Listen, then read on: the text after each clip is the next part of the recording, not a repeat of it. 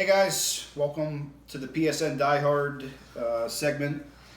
Mike Vukovcan along with Harry Psaros. You see him on Twitter, now we get him on camera here. Hey fellas, how are you? Which will do good for the ratings. We want to thank everyone who signed up for our Die Hard edition of the website. It's gone great so far.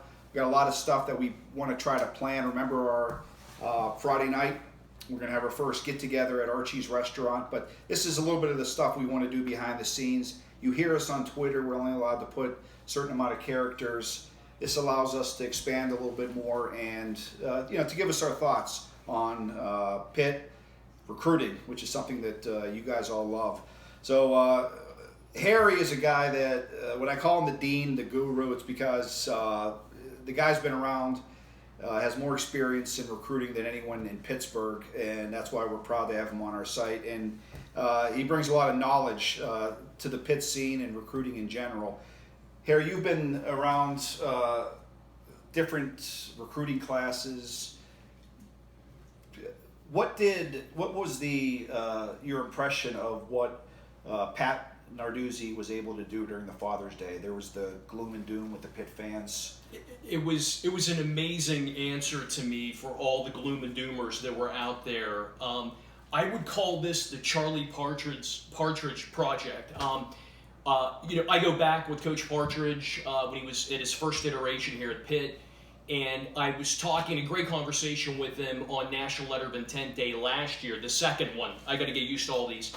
But he was incredibly excited about the relationships they created in Florida. That day was proof positive that what they had laid out and what they had planned, which was very methodical. I know other schools may have landed some sporadic commitments and fans get impatient and were going crazy. That was a plan, and they were methodical. They stacked up a bunch of kids in one weekend, and what happens in these weekends, these kids make bonds. They unite. They see the vision of them coming together as a team.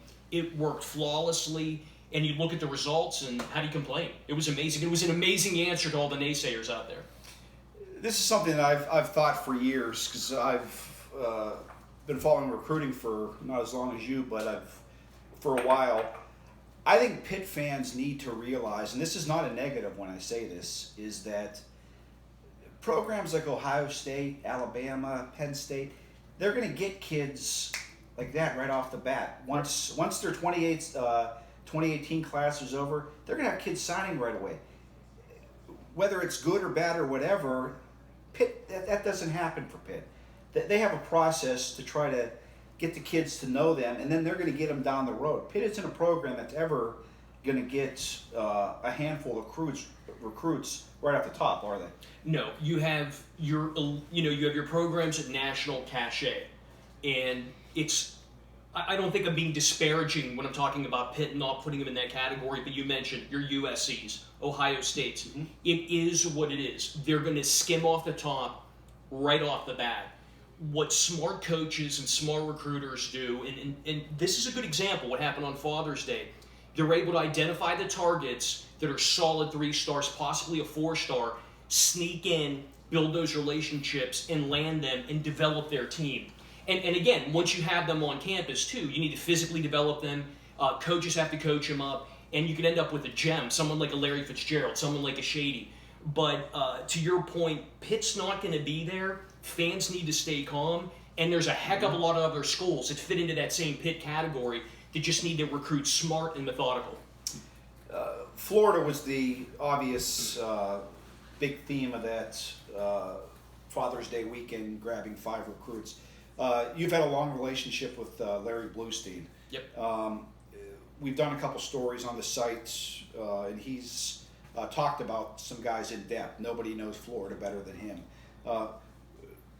Through your multiple conversations with him, who were some guys that stood out to him and maybe you as far as guys that could be big for Pitt down the road? First of all, when we talk about Larry, you'll see me tweet about him a lot. I launched the first ever recruiting site covering Pitt. It was called the Pitt Gurus Panther page.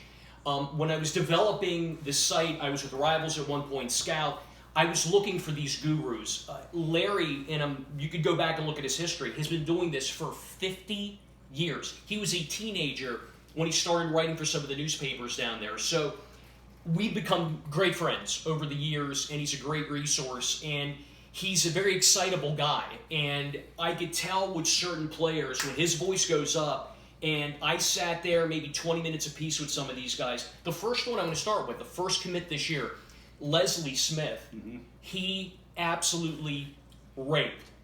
And the best way to kind of, when you're thinking about Leslie Smith, I mean, I think of tackling machine, because that's exactly how he described him. He said, you know what, I don't care about his size. He called it smart recruiting. It's able to look at a player and look what he could do on the field regardless of size. And he said, look, you might get him to 210, 215 at most, it doesn't matter. This guy goes from point A to point B, and he lays you on your butt. And he just raved about him. And it was interesting. He thought we maybe could bring him in as a safety. I mentioned the outside linebacker spot, and he loved it. He was going crazy. So long story short, the other player too, Kalijah Cansey, could not say enough good things about. Mobile, hostile, Florida defensive lineman. Exactly what I know Partridge wants to bring in. 6'1", 280, blasts off the ball. He was raving about him as a player that could make an impact, even as a freshman. And Vincent Davis, the running back. Yeah. Couldn't say enough great things. He said the second he joins Pitt, he'll be the fastest player on the team. And amazing at eluding tackles. Just raved about him. We're going to go to a break here, but there's always the thought, and I subscribe to this, I don't necessarily look at stars and all that.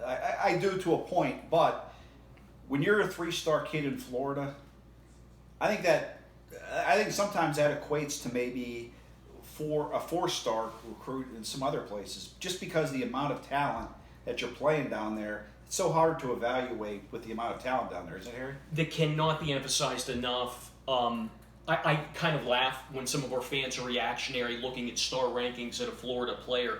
These are players that are balling out all year long. They're at camp. They're playing against some of the best competition in the country. The players that Pitt landed from Florida were standouts on powerhouse teams. I'm sorry, if the vacancies are there and those players are available, you take them first. All right, that's going to be our first segment here. When we come back from this break, we're going to get into Pitt's recent emphasis on WPIAL, and we're going to also get into some specific recruits. Harry Psaros, Mike Vukovcan will be back here on PSN Die Hard Recruiting Edition.